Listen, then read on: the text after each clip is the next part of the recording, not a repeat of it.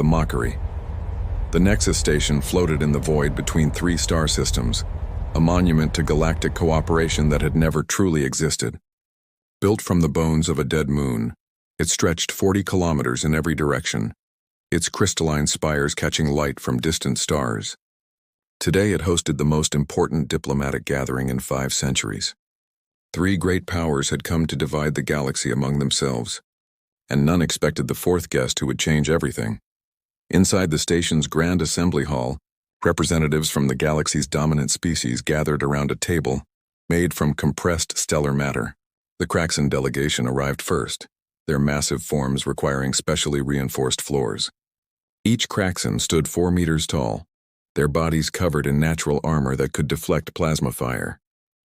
Their leader, Warlord Grax, settled into his reinforced chair with the confidence of a species that had never lost a war. His 4 arms crossed over his chest as he watched the other delegations arrive. The Etherians came next, floating rather than walking, their translucent bodies shifting between states of matter. They moved like living aurora, beautiful and deadly in equal measure. High conductor Melody spoke without sound, her thoughts transmitted directly into the minds of those around her. The Etherians had evolved beyond physical combat, preferring to destroy their enemies at the molecular level. They considered themselves the pinnacle of evolution, and perhaps they were right. Last came the Mechanari, a fusion of organic consciousness and artificial perfection. Their representative, Node Prime 7, was more machine than flesh, his body a masterwork of nanotechnology and quantum processing. The Mechanari had conquered death itself, transferring their minds between bodies as easily as others changed clothes. They viewed the universe as a system to be optimized, with themselves as the ultimate administrators. These 3 powers controlled 90% of known space. The remaining 10% was disputed territory, rich in resources and strategic value. They had come to divide it peacefully if possible, or through war if necessary. The station's neutral AI mediator had already calculated the probability of violence at 73%. Then the sensors detected something unexpected. A small fleet approached from the outer rim, from regions of space considered empty and worthless. The tactical displays showed 12 vessels, each barely 300 meters long. They moved in formation, their hulls painted matte black with minimal energy signatures. Compared to the kilometer-long dreadnoughts parked outside, they looked like insects approaching dragons. Warlord Grax burst into laughter, a sound like boulders grinding together. His tactical officer had just briefed him on the approaching ships. Basic fusion drives, primitive kinetic weapons, no visible shield generators. The largest Kraxan destroyer could vaporize the entire fleet with a single volley. High conductor Melody's consciousness rippled with amusement. She had already scanned the approaching vessels with her race's advanced sensors. The life forms aboard were carbon-based, fragile things with no psychic abilities or energy manipulation capabilities. They registered as barely sentient on the Etherian consciousness scale. Node Prime 7 processed the data in nanoseconds. The approaching ships used technology at least 300 years behind current galactic standards. Their computer systems were laughably simple, their weapons purely mechanical. The Mechanari's predictive algorithms gave them a 0% chance of military relevance. A message arrived from the lead vessel, transmitted in basic electromagnetic waves rather than quantum communication. The translation was simple and direct. This is Admiral Marcus Reed of the Terran Defense Fleet, requesting permission to dock and participate in territorial negotiations. The 3 powers exchanged glances of disbelief and amusement. Terrans, no one had heard of them. A quick database search revealed nothing. They must be from some backwater world that had just discovered faster than light travel. The fact that they thought their tiny fleet gave them the right to negotiate with galactic powers was almost endearing in its naivety. Permission granted, the station AI announced after consulting with the 3 delegations. They had all agreed to allow the humans to dock. It would provide entertainment if nothing else. A single shuttle detached from the lead human vessel. It was even smaller than the ships. A simple metal box with basic thrusters. It took 15 minutes to reach the station, moving at speeds that made the aliens shake their heads in pity. When it finally docked, 5 figures emerged wearing sealed environmental suits that looked like they belonged in a museum. Admiral Reed removed his helmet as he entered the assembly hall. revealing a face that made the alien stare in confusion. No scales, no energy field, no technological augmentation. Just soft pink skin, small eyes, and a covering of short hair. He stood barely 2 meters tall, dwarfed by even the smallest Kraxan guard. His 4 companions looked equally fragile. The Admiral approached the table with measured steps, his back straight and his gaze steady. He placed a small device on the table, and a holographic display appeared showing the disputed territory. Red dots marked locations throughout the region, dozens of them scattered across multiple systems. These markers represent human colonies already established in the disputed zone. Reed said, his voice calm and professional. We've been settling this region for the past 50 years. Our population in the area exceeds 40 million. The room fell silent for exactly 3 seconds before erupting in laughter. Even the normally composed Etherians radiated amusement. The idea that this primitive species had been colonizing space claimed by the great powers was absurd. Their settlements, if they even existed, would be swept away like dust once the territory was properly divided. Warlord Grax leaned forward, his bulk making the reinforced table groan. "Little human," he rumbled, "do you understand who you're speaking to? The Kraxan Empire has crushed civilizations that spanned hundreds of worlds. Your 40 million people are less than a rounding error in our military casualties." High conductor Melody's thoughts touched Reed's mind, expecting to find fear and confusion. Instead, she encountered something unexpected. The human's mind was incredibly organized, compartmentalized in ways she had never seen, and beneath the calm surface she sensed something else. Not fear, but anticipation. Node Prime 7's processors analyzed the human's biological responses. No elevated heart rate, no stress hormones, no involuntary muscle tension. Either this human was incredibly naive, or he knew something they didn't. The Mechanari's algorithms couldn't determine which. Admiral Reed nodded respectfully to each delegation. "We're aware of your military capabilities," he said. "The Kraxan Empire's fleet of 8,000 warships, the Etherian Collective's reality warping technology, the Mechanari Synthesis's self-replicating armies. We've studied you all very carefully." The admission that humans had been watching them should have been concerning, but the aliens dismissed it. Of course, primitives would study their superiors. It was natural for prey to watch predators. "What exactly do you want?" Node Prime 7 asked, his voice a perfect synthetic reproduction of organic speech. Reed smiled, the expression seeming genuine. "We want recognition of our territorial claims and the right to continue our expansion into unclaimed space. In return, we offer trade agreements and mutual defense pacts." The laughter this time was even louder. "Mutual defense? What could humans possibly offer in terms of defense? Their tiny ships with projectile weapons? Their soft bodies that would break under standard gravity manipulation?" Warlord Grax stood, his full height casting shadows across the room. "Here's what will happen, human. You will provide us with the coordinates of all your colonies.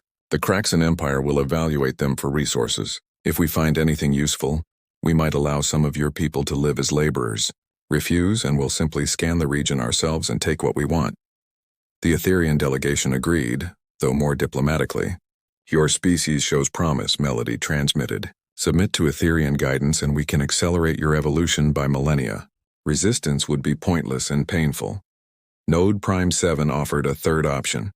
The Mechanari synthesis could digitize your consciousness, preserving your species in virtual environments while we optimize your biological resources. It would be a form of immortality. Admiral Reed listened to each threat and offer with the same calm expression.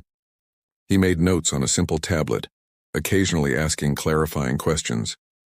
How long would it take the Kraxan fleet to mobilize? What was the range of Etherian reality manipulation? How quickly could the Mechanari produce new combat units? The aliens answered freely, enjoying the opportunity to boast about their power. They described weapons that could crack planets, technologies that could rewrite the laws of physics, armies that could consume entire solar systems. Through it all, the human delegation took careful notes. Finally, Reed stood. "Thank you for your time and valuable information," he said. "We'll need to consult with our government about your proposals. However, I should mention that humanity has a saying. It's not the size of the dog in the fight, but the size of the fight in the dog." The translation system struggled with the metaphor, but the meaning came through. The aliens found it amusing that humans compared themselves to small domesticated animals. It seemed fitting. As the human delegation prepared to leave, Reed turned back to the assembly. "One more thing," he said. "We've placed a small demonstration beacon in orbit around the station. In exactly one standard rotation, it will activate. We invite you to observe. Consider it a capability demonstration." Before anyone could respond, the humans were gone, their shuttle departing with the same slow, steady pace it had arrived. The three great powers watched them go with a mixture of amusement and pity. Whatever demonstration these primitives had planned would undoubtedly be embarrassing for them. The revelation, one standard rotation, passed slowly on Nexus Station. The three delegations had spent the time finalizing their plans for dividing the disputed territory, essentially ignoring the human claims. They had also prepared their fleets for the inevitable conflict when negotiations broke down. The Kraxan had moved two battle groups into position. The Etherians had activated their reality anchors. The Mechanari had begun producing additional combat units. The human fleet remained in the same position, 12 small ships holding formation with mathematical precision. They hadn't powered weapons or raised shields. They simply waited. When the appointed time arrived, every sensor on the station turned toward the human beacon. It was a small device, no larger than an escape pod, floating 10,000 kilometers from the station. The aliens expected perhaps a small explosion, maybe a primitive attempt at an antimatter reaction. What happened instead changed the galaxy forever. The beacon didn't explode. It began broadcasting a signal, a complex pattern of quantum fluctuations that shouldn't have been possible with human technology. Then space around it began to fold. Not the crude dimensional tiers that Kraxan drives created, or the elegant probability shifts of Etherian technology. This was something different. Space itself was being origami folded into impossible shapes. A hole opened in reality, and through it came a ship. Not a fleet, not an armada, just one vessel. But as it emerged, every sensor on the station screamed warnings. The ship was only 500 meters long, but its mass readings were impossible. It registered as having the density of a neutron star, yet it moved with perfect grace. Its hull wasn't made of any known material. It seemed to exist in multiple dimensions simultaneously. Then came another, and another. Within minutes, 50 human vessels had emerged from folded space. Each one was impossible, defying every law of physics the three great powers understood. They didn't have shields because they didn't need them. Their hulls existed partially outside normal spacetime. Weapons fire would simply pass through them unless they chose to be hit. Admiral Reed's image appeared on every screen in the station simultaneously. "The first thing you should understand about humanity," he said, his voice carrying a weight it hadn't before, "is that we've been in space much longer than you think. We've just been very quiet about it." The display showed star charts, but not current ones. These were maps from thousands of years ago, showing human colonies spreading across the galaxy like a vast web, but not on planets. Humans had built their civilizations in the spaces between spaces, in the dark matter halos around galaxies, in the quantum foam itself. They had been there all along, invisible, watching, learning. "The second thing," Reed continued, "is that those 12 ships you've been laughing at, they're not warships. They're diplomatic vessels, intentionally built with outdated technology to seem non-threatening. We thought it would make negotiations easier if you didn't feel threatened." We were wrong. Warlord Grax roared and ordered his fleet to attack. 800 Kraxan warships opened fire simultaneously, pouring enough energy at the human vessels to vaporize a small moon. The energy passed through them like they weren't there. Then the human ships responded. They didn't fire weapons in any conventional sense. Instead, they reached out with fields that manipulated fundamental forces. One Kraxan dreadnought found its strong nuclear force reversed. The atoms in its hull flew apart, the ship dissolving into a cloud of subatomic particles in seconds. Another found time moving differently in different parts of the ship. The bow aged 1,000,000 years in an instant while the stern remained frozen. The ship tore itself apart, trying to exist in multiple time streams. High Conductor Melody attempted to use Etherian reality manipulation to restore order. She reached out with her consciousness to touch the human ships, to understand them. What she found broke her understanding of existence. The ships weren't just machines. Each one contained a human consciousness that had been expanded, enhanced, merged with technology in ways that made the Mechanari look primitive. These humans had become living equations, beings of pure mathematics that could rewrite reality by changing their own variables. Node Prime 7's processors went into overdrive trying to analyze what was happening. The Mechanari prided themselves on understanding technology, on being the merger of organic and artificial. But the humans had gone beyond that. They hadn't just merged with machines. They had discovered how to encode consciousness into the fundamental forces of the universe itself. Every human ship was piloted by someone who had become one with space-time, who could think changes into reality. The demonstration lasted exactly 5 minutes. In that time, the human fleet disabled 30% of the assembled alien armadas without killing a single being. They could have destroyed everything, that was clear. Instead, they showed restraint that was somehow more terrifying than violence would have been. Reed appeared in the assembly hall again, not through the door but simply manifesting from quantum probability. The other humans with him did the same, their bodies shifting between states of matter like controlled Etherians. "We've been patient," Reed said, his form now translucent, revealing energy patterns beneath that hurt to perceive directly. "We've watched you divide the galaxy among yourselves, wage wars, destroy species that could have contributed so much. We've remained hidden because we hoped you would evolve beyond this. You haven't." The 3 delegations stood frozen, processing the revelation. Humans weren't newcomers to space. They were perhaps the oldest spacefaring species in the galaxy. They had chosen to remain hidden, to grow and evolve in the shadows while other species fought over visible territory. "Why reveal yourselves now?" Melody asked, her mental voice shaking for the first time in eons. Reed's form solidified slightly, becoming more human in appearance. "Because you're about to make a mistake that affects us. Those colonies we mentioned, they're not just human settlements. They're refugee camps. Every species you've destroyed, every civilization you've absorbed or conquered, we've saved who we could. 40 million souls from hundreds of different species, living together, proving that cooperation is possible." The display showed images from the human colonies. Craxon, who had fled their empire's warrior culture, living peacefully beside Etherians who had chosen physical existence over energy ascension.